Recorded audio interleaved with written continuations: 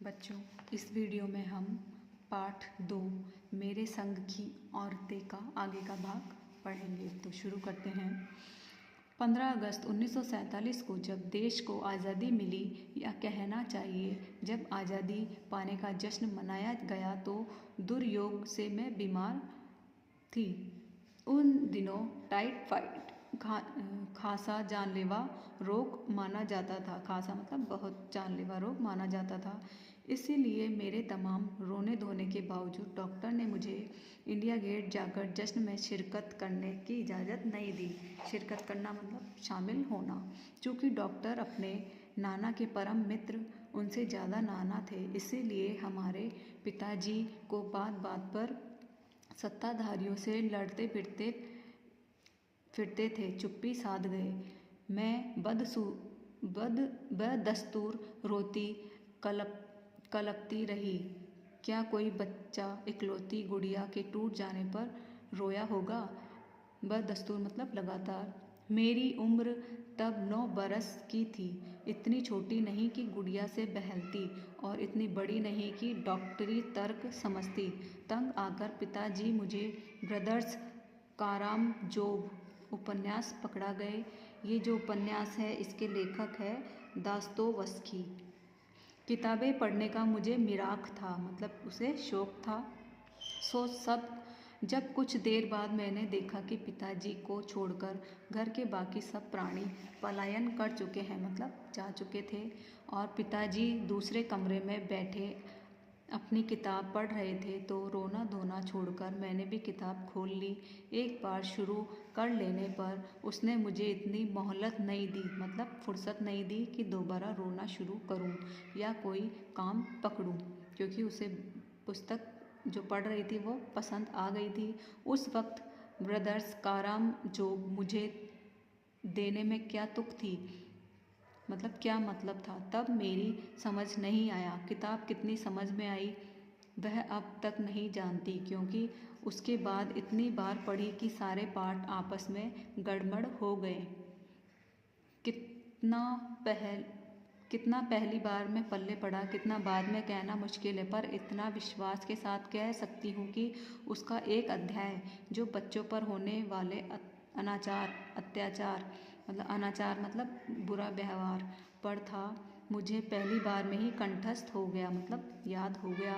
उम्र के हर पड़ाव पर वह मेरे साथ रहा और मेरे लेखन के एक महत्वपूर्ण भाग को प्रभावित करता रहा।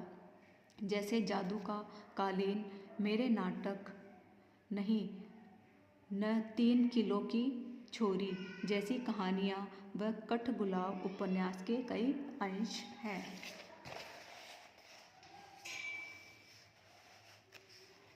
माँ जी की मन्नत का असर रहा होगा कि मैं ही नहीं, मेरी 4 बहनें, लेखिका की जो 4 बहनें हैं, वह भी लड़की होने के नाते किसी हीन भावना का शिकार नहीं हुई। नानी, माँ और परदादी की परंपरा बरकरार रखते हुए लीक पर चलने से इनकार किए रही, मतलब अपनी मर्जी से काम करती रही।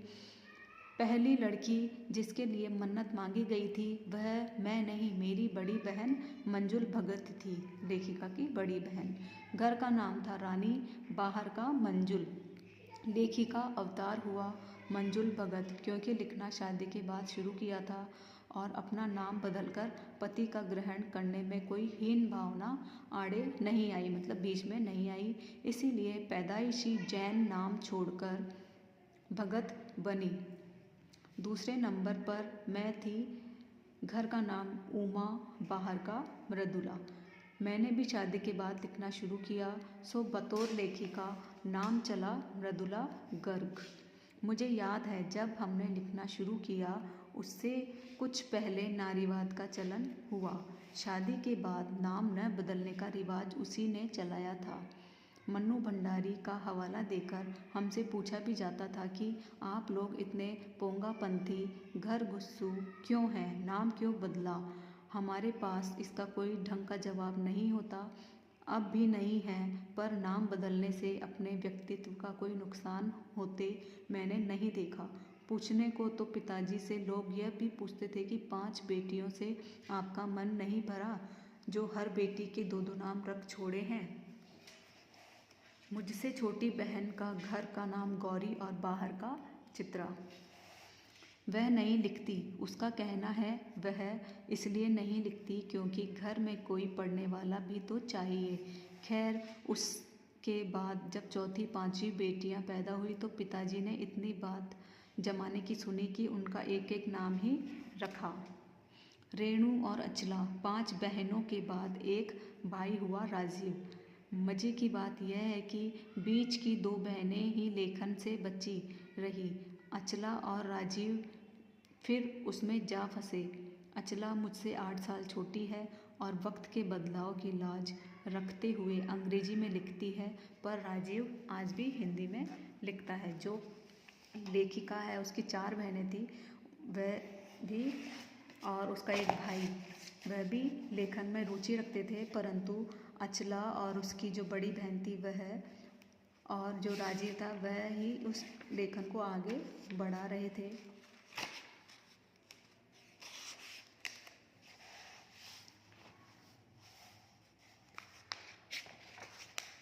हम 4 लिखते थे। 4 मतलब जो चारों बहन भाई थे वही लिखते थे 6 में से, और तमाम ख़ानदान हमें पढ़ता है। मेरी ससुराल में मुझे कोई नहीं पढ़ता। इस तथ्य को हज़म करने में मुझे काफ़ी वक्त लगा, मतलब इस बात को समझने में काफ़ी वक्त लगा। फिर उसके फ़ायदे भी नज़र आने लगे। कम से कम घर के भीतर तो मुझे हिंदी आलोचना बुद्धि से 2-4 नहीं होना पड़ेगा।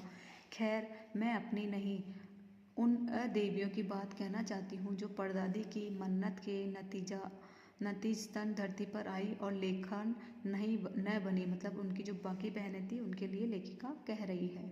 जो बनी उन्हें सांस लेने की ज़रूरत कुछ ज़्यादा हो, समझ में आता है। जैसे मेरे पिताजी ने एक बार मंजुल से कहा था, कोई दम नहीं घुटता, सांस लेने की ज़रूरत ही ज़्यादा है। पर यहाँ तो हम शेर तो गैर लेखिका बहनें सवा शेर, मतलब उनसे भी ज़्यादा होशियार। चौथे नंबर वाली रेणु का आलम यह था कि गर्मी की दोपहरी में स्कूल से वापसी पर जब गाड़ी उसे और उसकी छोटी बहन अचला को बस अड्डे से लेने जाती तो रेणु उनमें बैठने से इनकार कर देती। उसका कहना था कि यूं थोड़ा सा रास्ता गाड़ी में बैठकर तय करना सामंतशाही का प्रतीक है, जो शायद था, पर साथ ही पिता के अतिरिक्त लाड़ का भी, और रसोइये की खाना खिलाकर जल्द फौरिंग करने की लाचारी भी। माँ तो सब चीज़ों से उदासीन रहती थी, पर पिता काफ़ी कुड़ते भुनते जब देखते कि अचला गाड़ी में बैठी चली आ रही है और रेणु पीछे पीछे पसीने में तरबदर खरामा। बचपन में एक बार चुनौती दिए जाने पर उसने जनरल थिमैया को पत्र लिखकर उनका चित्र मंगवा लिया था, जो एक मोटरसाइकिल सवार जवान आकर उनके हाथ में दे गया था। पड़ोस में उसका रुतबा काफ़ी बढ़ गया था। गाड़ी में बैठने के साथ उसे इम्तिहान देने में भी परहेज था। स्कूल तो जैसे तैसे पास कर लिया, पर बीए का इम्तिहान देने की बारी आई तो वह अड़ गई। पहले मुझे समझाओ कि बीए करना क्यों ज़रूरी है, तब मैं इम्तिहान दूंगी। अगर मुझे यकीन आ गया कि हाँ कोई फ़ायदा है, वरना नहीं। हमने तरह के तर्क दिए। माँ ने कहा, पिताजी से पूछो।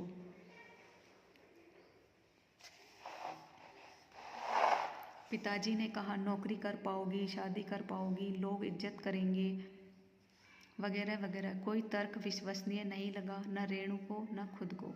आखिर उन्होंने उसी कुतर्क का सहारा लिया जो युगों से माँ